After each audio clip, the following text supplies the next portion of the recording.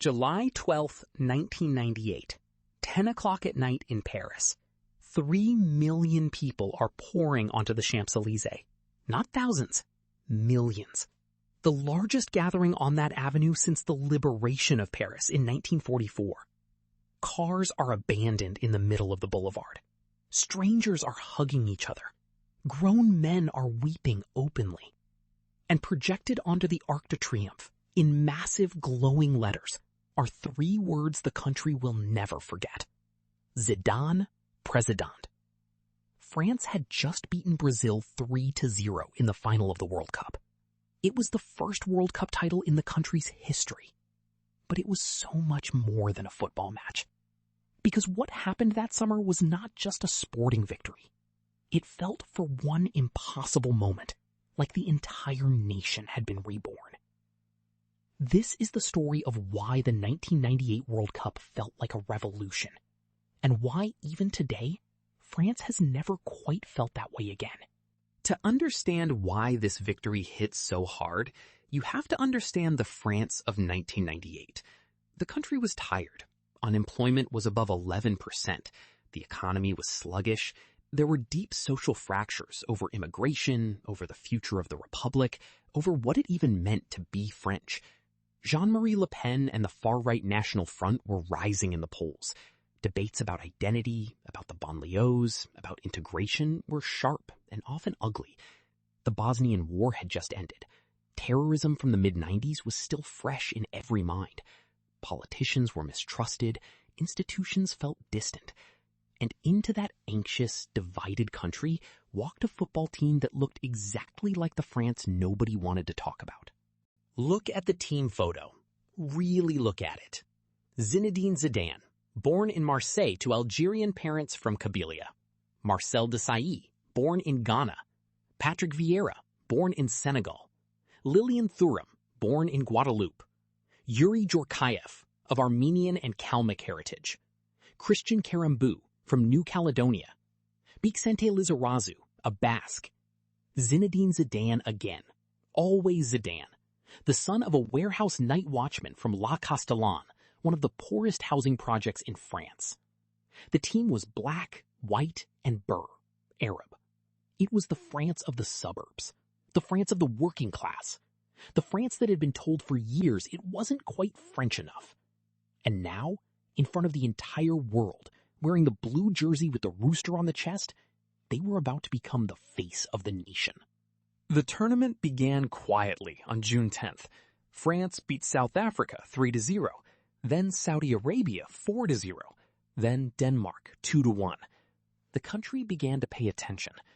In the round of 16, France scraped past Paraguay 1-0 in extra time on a golden goal by Laurent Blanc. Then came the quarterfinal against Italy. A tense, exhausting draw. Penalty kicks. Fabien Barthez saved. Luigi Di Biagio hit the crossbar. France won. The nation exhaled. In the semifinal against Croatia, the underdog star Davor Suker gave Croatia the lead. But then Lilian Thuram, a defender who had never scored a single goal for France, scored twice. 2 goals from a man who did not score. The final, France against Brazil. The Brazil of Ronaldo, the reigning champions, the greatest team in the world. Nobody outside of France believed the Blues had a chance. July 12th, 1998. Stade de France, Saint-Denis. 80,000 spectators in the stadium. 1.5 billion people watching around the world. Kickoff. 27th minute. Emmanuel Petit swings a corner. Zinedine Zidane rises above the Brazilian defense. Header. Goal. Stade de France explodes. 45th minute.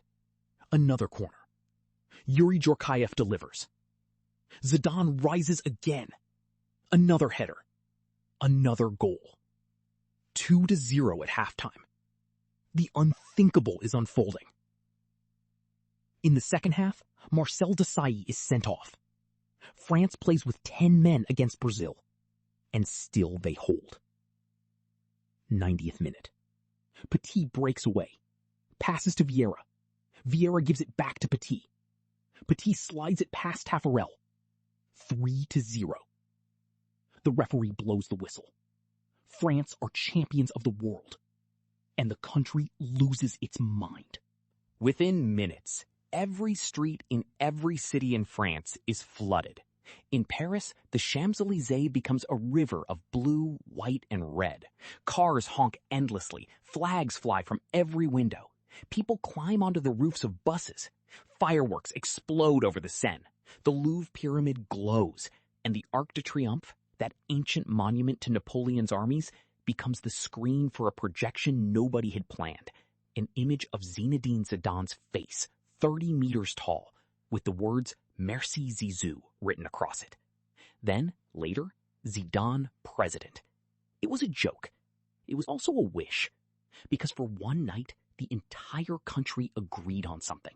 And in France, in 1998, that had not happened in a very long time. The next morning, 3 words appeared everywhere. On magazine covers, on newspaper headlines, in political speeches. Black, Blanc, Beur. Black, white, Arab. It was a play on the tricolor flag, bleu, blanc, rouge. And it was a declaration. The France that had won the World Cup was not one color. It was not one origin. It was every color, every origin, wearing the same jersey. Politicians who had once questioned whether the sons of immigrants were really French now scrambled to be photographed with the team. Le Pen went quiet. For a few weeks, the country believed that maybe, just maybe, the model of the multicultural French Republic actually worked. That integration was not a slogan. That the sons of Algerian factory workers and Ghanaian dockers and Senegalese immigrants could not just belong, they could lift the whole country up. It was the most beautiful lie France had ever told itself. Because of course, it didn't last. Within 4 years, France was knocked out of the 2002 World Cup in the group stage without scoring a single goal. Within 7 years, the banlieues would erupt in weeks of riots. Within 9 years, Nicolas Sarkozy would win the presidency on a hardline law and order platform. Within 18 years, the same debates about identity, immigration, and Islam would come back louder than ever. Zidane himself would headbutt Marco Materazzi in the 2006 final and leave football with tears. So was it really a revolution? Yes and no. It did not change France's politics. It did not solve unemployment. It did not end racism. But for one night, one impossible summer, it showed France what it could look like when it stopped being afraid of itself. 3 million people on the Champs-Élysées. A black defender scoring twice. An Algerian kid from the projects heading in 2 goals against Brazil. And the entire country believing, if only for a moment, that the future belonged to all of them. That is why, 27 years later, France still remembers 1998 the way you remember a first love. Impossible, perfect, and gone before you could hold on to it.